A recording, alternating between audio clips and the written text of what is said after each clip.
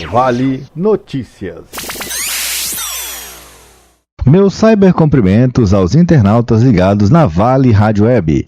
Este é um momento de informação local, estadual, do Brasil e do mundo. Em nome de Interlig, provedor de internet, começa mais um Vale Notícias.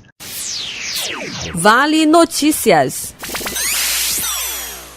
Entenda por que é importante achatar a curva da transmissão do coronavírus. A pandemia do novo coronavírus está trazendo à tona termos e conceitos que não eram muito conhecidos pelo público. Um que está sendo muito debatido é o achatamento da curva. Mas o que significa essa expressão que chegou ao topo dos assuntos mais discutidos em redes sociais? Achatar a curva significa desacelerar a disseminação do vírus para que o número de casos se espalhe ao longo do tempo em vez de haver picos no início. Isso evita que o sistema de saúde seja sobrecarregado e não consiga atender todos os pacientes, como explica a professora de Biologia Molecular da Universidade Federal das Ciências da Saúde de Porto Alegre, Ana Veiga. Digamos que 20% dos casos graves vão precisar, de hospitalização. O sistema de saúde não vai dar conta, vai entrar em colapso. Então, tu imagina se tu já consegue identificar se a pessoa, mesmo sem ter sintomas, está com coronavírus, dizer, olha, fica em casa, porque daí tu não vai ter uma gravidade da doença, ou mesmo que tu tenha, tu não vai estar transmitindo para mais 4, 5 pessoas. Com isso, tu consegue achatar a curva. Ou seja, mesmo que tu tenha 70% da população ficando doente, tu não vai ter 70% da população ficando doente em 1 ou 2 meses, mas sim ao longo do ano. Um exemplo claro de curva achatada é o Japão.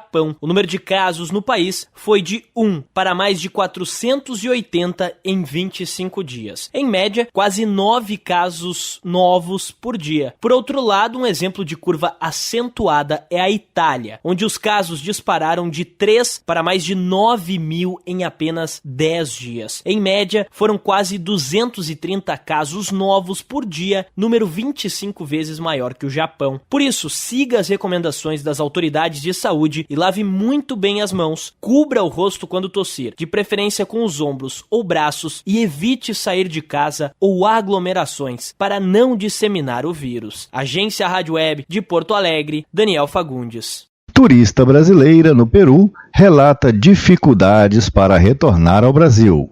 Há uma semana, turistas brasileiros tentam antecipar o retorno ao Brasil de diferentes cidades do Peru. Segundo o Ministério das Relações Exteriores, eram 3.770 no início da semana. A preocupação em voltar para casa logo se dá por causa da expansão do novo coronavírus. Além disso, o governo peruano anunciou o fechamento de fronteiras e terminais aéreos. No entanto, nem todos os brasileiros conseguiram lugares em voos programados até este sábado. Este é o caso da publicitária Lisiane Ramos Ferreira, que mora em São Paulo e já deveria ter voltado ao Brasil.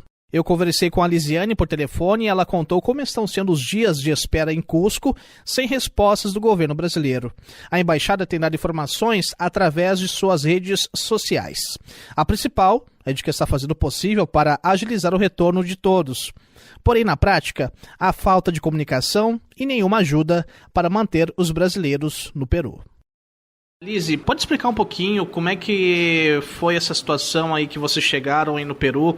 Tu tinha passagem marcada para voltar quando e como é que está agora esse retorno? Ainda está sendo negociado com o governo brasileiro, com o governo peruano? Como que está a situação? Eu tinha passagem marcada para voltar para o Brasil ontem. Eu iria sair aqui de Cusco, onde eu estou, às 18 horas pela Sky, que é uma companhia local, em direção a Lima.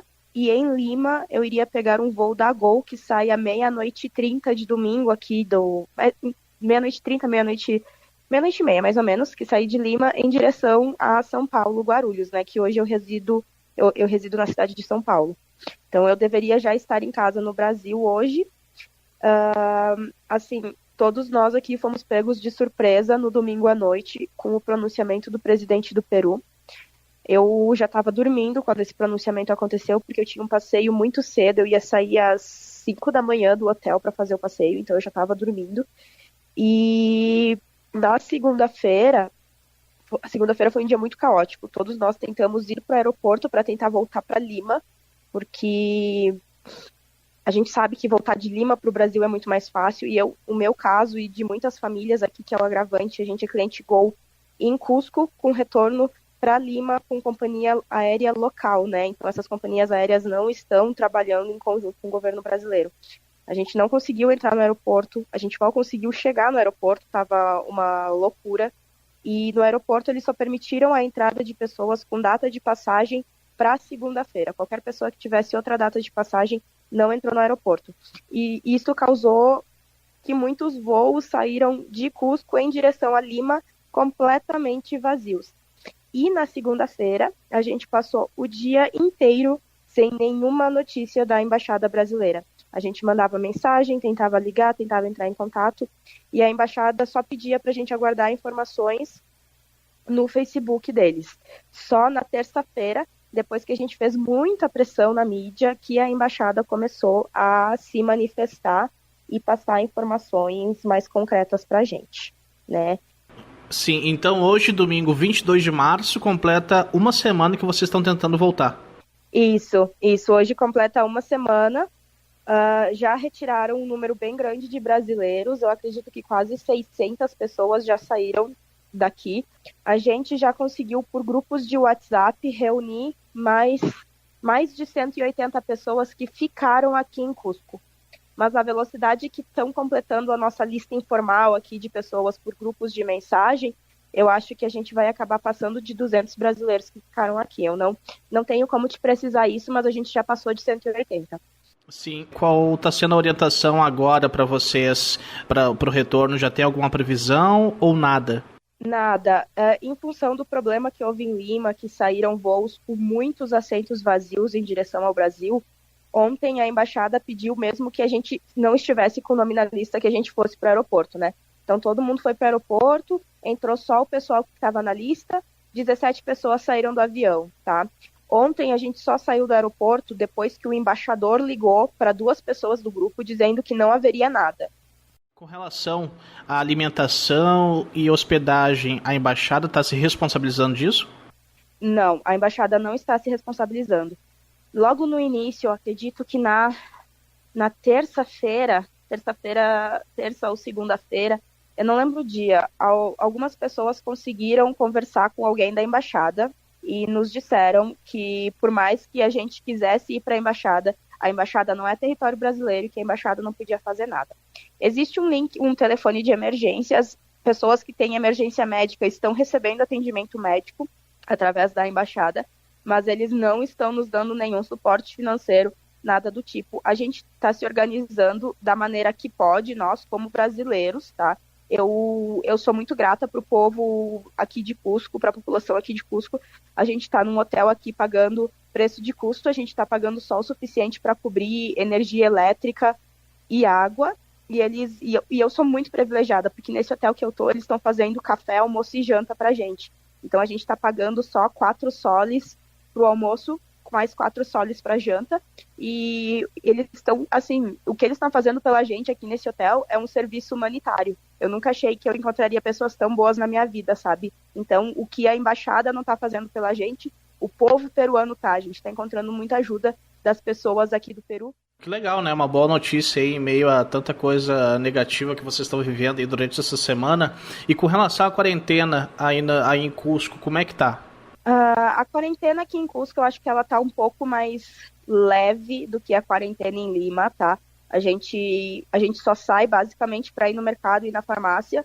Ontem que a gente precisou ir para o aeroporto e para a Plaza de Armas, a gente tinha uma autorização da Embaixada para circular na cidade, para ir até o aeroporto. E a gente não foi em nenhum momento parado por policiais. E todos os policiais são extremamente educados conosco. Tem toque de recolher, a gente não pode estar na rua entre as 20 e as 5 da manhã. E também não podemos sair da cidade. Então, se eu estou em Cusco, eu não posso sair de Cusco para ir para Lima. Eu não posso sair de Cusco para ir para Porto Maldonado, por exemplo, que é na divisa com o Brasil, para atravessar a divisa. Eu tenho que ficar na cidade de Cusco. Primeira barreira policial que eu chegar, eu tenho que voltar para o hotel.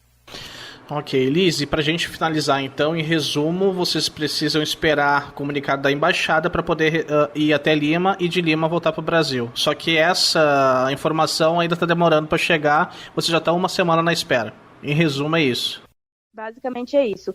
Todas as vezes que a gente tenta comunicação com a embaixada, a resposta que a gente ouve é: estamos trabalhando, espere pelas publicações no nosso site, na nossa rede social. É a resposta padrão que a gente tem. E assim, é uma espera muito angustiante, muito exaustiva. São altos e baixos de emocional. Tem gente aqui que tá sem comida. Eu falei com um menino há um tempo atrás, ele me contou que ele estava comendo pão com presunto no almoço e na janta, que era a única coisa que tinha. Tem famílias aqui. Ontem a gente estava no aeroporto com 2 famílias com criança. Uma das famílias, o menino tinha deficiência auditiva e ele sentia dores de cabeça por causa da altitude. E não tem o que a gente fazer, sabe?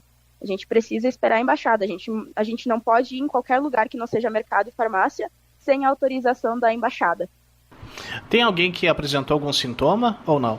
Sim, eu falei com um menino que retornou para o Brasil ontem em Cusco e ele me disse que tinha apresentado sintomas. O médico foi no hotel dele e disse que não chegou a fazer o teste. E tem outro caso que é de uma família, tá? São o marido e a esposa grávida. Ele tá com sintomas, ele fez o teste, ele não recebeu o teste até agora. Os 2 estão em quarentena, eu não sei se eles retornaram para o Brasil. E até ontem, ele não tinha recebido o teste de volta.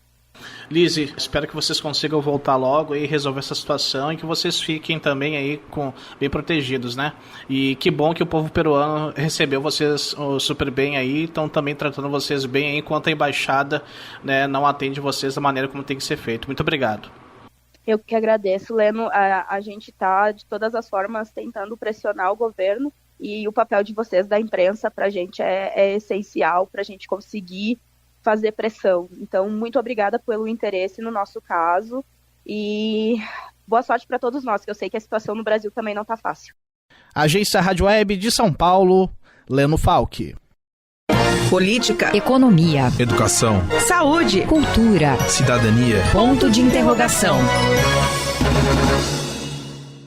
Crianças precisam de explicação lúdica sobre o Covid-19. O mundo está passando pela pandemia do Covid-19 causada pelo novo coronavírus e todos, inclusive crianças, precisam seguir as orientações para diminuir os riscos com esse vírus que é altamente contagioso. Mas como explicar para os pequenos sobre os cuidados com a pandemia? O presidente da Associação Brasileira de Psiquiatria e da Associação Psiquiátrica da América Latina, Antônio Geraldo da Silva, descreve como lidar com as crianças durante a pandemia do Covid-19. É importante mostrar para a criança, de forma lúdica, o que você pode fazer para cuidar melhor. E para tal, explicar que tem um micróbiozinho e que esse micróbiozinho que leva o nome de vírus, que ele está frequente agora e que nós precisamos cuidar. Então que ele tem que lavar, tomar muito banho várias vezes ao dia, que ele não pode sair nesse momento para a rua, ficar encontrando com os coleguinhas, porque senão ele pode levar esse micróbio para os coleguinhas ou algum coleguinha trazer para ele, mas que não é nada demais, que isso vai passar. A gente só precisa cuidar. A pequena Yael, de apenas 3 anos, já entendeu o que é o coronavírus e sabe o que precisa fazer para evitar a contaminação. Coronavírus faz dodói. E como a gente coça, faz dodói. Daí a gente vai no médico. Depois a gente fica melhor. Depois a gente volta para casa, enfim. Tentar esconder das crianças não adianta nada, principalmente se estiverem em idade escolar, porque eles percebem que há algo diferente. Por isso, dê uma explicação condizente com a faixa etária deles e mantenha a rotina o mais normal possível. Agência Rádio Web de Porto Alegre, Daniel Fagundes. Vale Notícias. Dia Mundial da Água alerta para o consumo de plásticos. Desde 1992, a ONU criou o dia 22 de março para celebrar o Dia Mundial da Água com o objetivo de gerar debates sobre a importância deste bem, a poluição plástica, e requer uma mudança sistêmica global envolvendo governos e consumidores. Para a gerente do Programa Marinho e Mata Atlântica da WWF Brasil, Ana Carolina Lobo, o problema com a água nos oceanos vai além da preservação. Essa mudança de consumo é um fator super importante. Pressionar os governos por políticas públicas mais adequadas para aumentar a reciclagem do plástico nas cidades todas. A gente sabe que o Brasil é o quarto produtor de lixo plástico no mundo, recicla só 1,28%. Além de pressionarem as empresas por uma maior autorresponsabilidade na fabricação dos produtos, no sentido também do ciclo de vida dos produtos, se corresponsabilizarem pelo lixo que isso acaba virando, né? Depois que o produto é utilizado. Onde a sociedade está começando a, sim, responsabilizar as empresas pelos impactos negativos, as externalidades que eles geram. Gestos simples, como evitar sacolas plásticas e canudinhos, tem sido a meta das novas legislações pelo país. A ambientalista da ONG Liga das Mulheres pelos Oceanos, Nathalie Unterstel, explica que as ações podem fazer toda a diferença a curto prazo. Os plásticos têm interferido, na vida marinha, nos ecossistemas. O principal problema é que a quantidade de plástico que nós temos hoje, como eu mencionei, ela vem crescendo muito e crescendo muito rápido, muito mais do que a nossa capacidade de reciclar, né? Então muita gente ainda pensa, não, então se for reciclável está resolvido. Não, porque a gente produz muito mais do que a nossa capacidade de reciclar e tem muitos tipos hoje de plásticos, principalmente aqueles que são misturados com outros materiais, com metalizados, etc., que eles não são recicláveis. Então a gente tem um tipo de plástico que vai ficar aí por milhares de anos, né? Ações como essa são rotina da jornalista Rosana Batalha. Ela já não utiliza cano dos plásticos há 2 anos. Poderia-se até pensar, poxa, é apenas um canudinho, mas você já imaginou quantos canudos são consumidos, por exemplo, nas praias, e o que é pior, jogados diretamente ao mar? Então, se você for considerar aí o tempo que esse canudo, que esse plástico leva para ser consumido, destruído, é uma poluição total. Segundo dados da WWF, cerca de 8 milhões de toneladas de plástico entram nos oceanos anualmente. 90% das aves marinhas possuem fragmentos de plástico no estômago. A estimativa é de que até 2050 teremos mais plásticos que peixes nos oceanos. A agência Rádio Web de Brasília, Daniel Sabino. Idosos devem evitar aglomerações ao receber vacina da gripe. A campanha de vacinação contra a gripe foi antecipada e começa nesta segunda-feira. Entretanto, a pandemia de coronavírus impõe uma dificuldade a mais às autoridades de saúde. Um dos grupos prioritários para receber a imunização são os idosos, a mesma população que corre mais risco de contágio pela Covid-19. A pneumologista e pesquisadora da Fundação Oswaldo Cruz, Margarete Dalcomo, revela um desafio a mais desta campanha. Além disso, a campanha vai exigir uma criatividade, digamos assim, muito especial, porque as filas não poderão ser filas convencionais. A fila terá que ser uma fila diferente. Cada pessoa tem que ter 1 metro de distância da outra. Então, as filas não podem ser gigantescas e as estruturas alternativas têm que ser usadas. Então, São Paulo fez uma coisa excelente. São Paulo está usando a rede de farmácias para que as pessoas possam se vacinar perto da casa delas. Ela comemora a antecipação da campanha e explica como a vacina da gripe pode ajudar a identificar casos de coronavírus. A vacina não vai diminuir o risco de contágio, a vacina vai fazer diagnóstico diferencial. Ela vai proteger as pessoas, né? Ela vai diminuir indiretamente, né? Mas ela vai proteger as pessoas e, ao protegê-las, ela permite que os médicos saibam fazer a diferença entre o que é uma gripe comum e uma eventual contaminação pelo coronavírus. Além dos idosos, profissionais de saúde compõem o primeiro grupo de pessoas a receber a vacina da gripe. Agência Rádio Web, de Porto Alegre, René Almeida. Cruz Vermelha vai ajudar na prevenção ao avanço do coronavírus. A Cruz Vermelha Brasileira vai se juntar ao trabalho de prevenção contra o avanço do novo coronavírus no país. A estratégia de ação ainda está sendo planejada, mas a instituição já abriu inscrições para voluntários nas áreas de saúde e logística, inclusive para motoristas com carteira de habilitação na categoria D. O formulário está disponível nas redes sociais da Cruz Vermelha.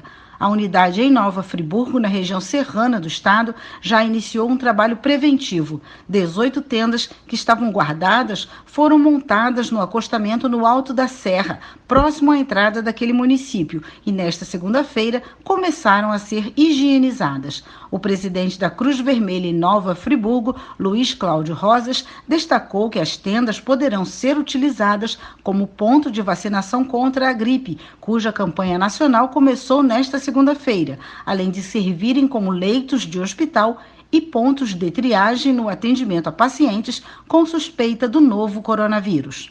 Fizemos a montagem dessas tendas, a limpeza de todas essas tendas e hoje conseguimos fazer a desinfecção dessas tendas e também a higienização dessas tendas. Essas tendas serão ofertadas pela Cruz Vermelha Brasileira a todo o poder público aqui na área de saúde que necessita de tendas para fazer uma pré-seleção de pacientes nos hospitais, clínicas e UPAs.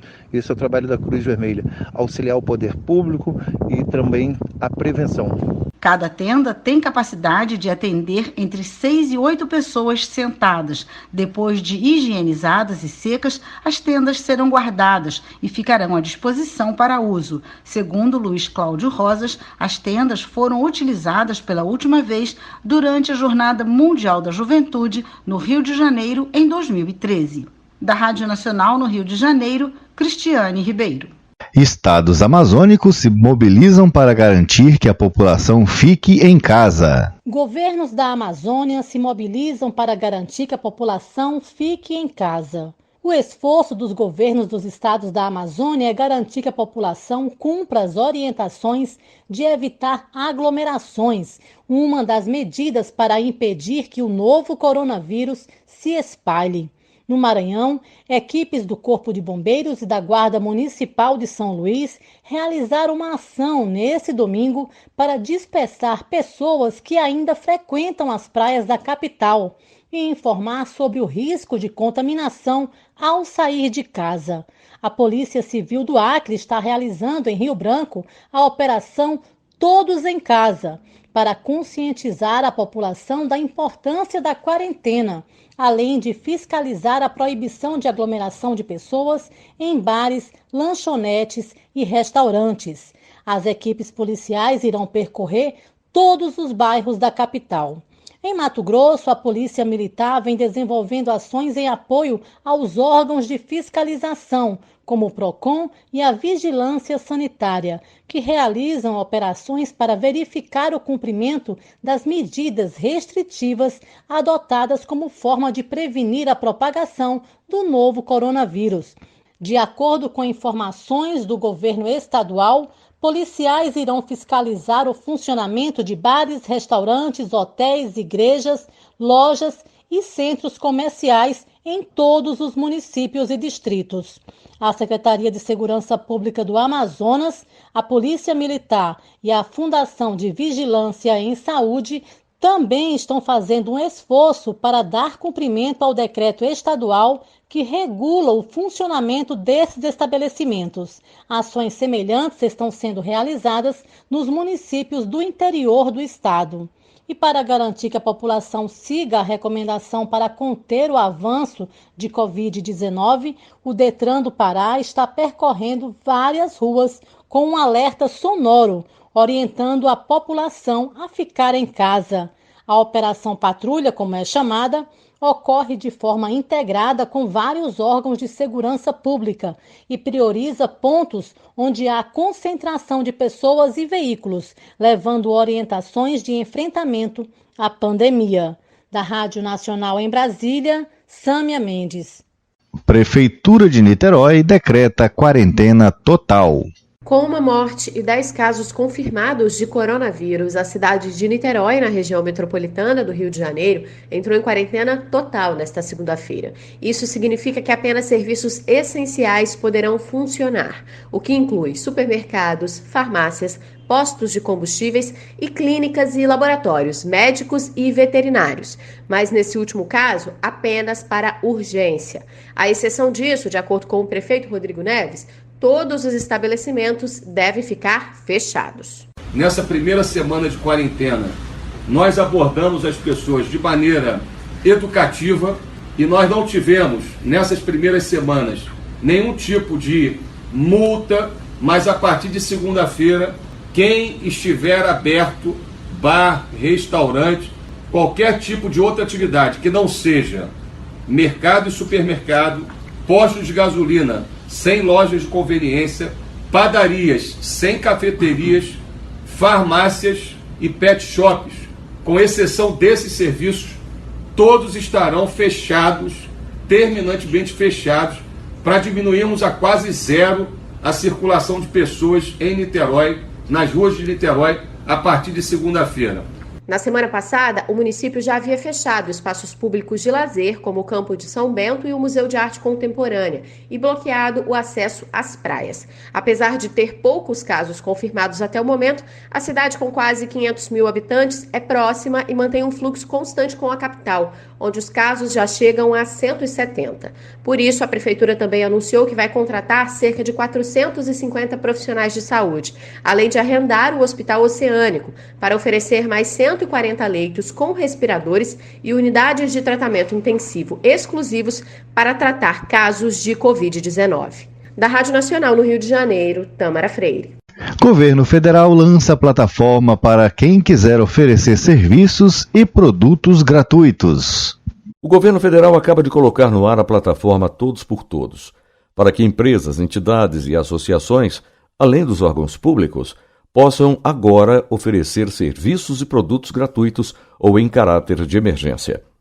A página é acessível pelo link www.gov.br/todos por todos e concentra uma rede voltada aos cidadãos atingidos pela pandemia da Covid-19, sejam enfermos, familiares ou comunidades com algum tipo de necessidade específica. No site já estão disponíveis dicas como serviços de internet mais acessíveis, ferramentas de trabalho remoto, cursos de capacitação à distância, opções de entretenimento em casa e informações atualizadas em tempo real sobre o coronavírus. Todos os serviços são dos próprios órgãos do governo federal. Segundo o secretário de Governo Digital do Ministério da Economia, Luiz Felipe Monteiro, a gravidade do coronavírus exige medidas ágeis e eficientes dos governos, em colaboração com uma ampla rede de solidariedade que compreenda a sociedade como um todo. Priorizada pelo Comitê de Crise da Covid-19, a plataforma tem o objetivo de reduzir ao máximo os impactos negativos, sejam sociais ou econômicos. Da Rede Nacional de Rádio em Brasília, Gilson Santa Fé.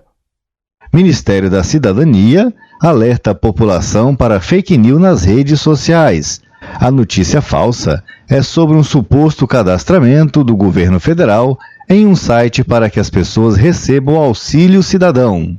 O Ministério da Cidadania informa que é falsa a informação que circula em alguns grupos de WhatsApp e em postagens de redes sociais sobre um suposto cadastramento do governo federal em um site para que as pessoas recebam o auxílio cidadão.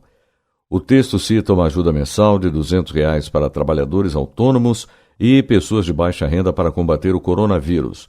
O que é real sobre o assunto?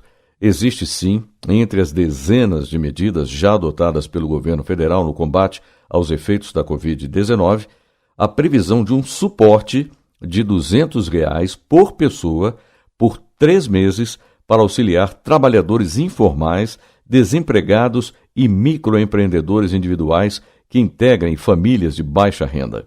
A medida tem previsão de beneficiar de 15 a 20 milhões de brasileiros e estima injetar até 5 bilhões de reais por mês na economia, custeados com recursos da União. O instrumento legal para isso é um projeto de lei que depende ainda de aprovação do Congresso Nacional. Da Rede Nacional de Rádio em Brasília, Gilson Santa Fé. Presidente Jair Bolsonaro assinou medida provisória e decreto para garantir a aquisição de bens, serviços e insumos destinados ao enfrentamento do coronavírus. Com isso, ficam regulamentados os serviços essenciais que não devem ser interrompidos. O presidente Jair Bolsonaro assinou medida provisória e decreto para garantir a aquisição de bens, serviços e insumos destinados ao enfrentamento do coronavírus. Com isso, ficam regulamentados os serviços essenciais que não devem ser interrompidos no período de combate à doença.